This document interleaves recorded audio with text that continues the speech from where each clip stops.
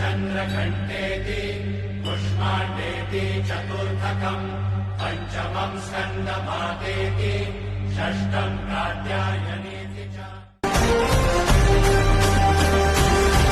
आई तुझ्या गचरणी आभाळ धरणी येऊन विसावले देवादिकांचे संकट जाई ग हरुणी तुझ्याच कृपेमुळे नाद झंकार तू सारा संसार तू नाद झंकार तू सारा संसार तू तुझ्या पायाशी आम्हा राहू दे आई जगदंबे आई जगदंबे आई जगदंबे।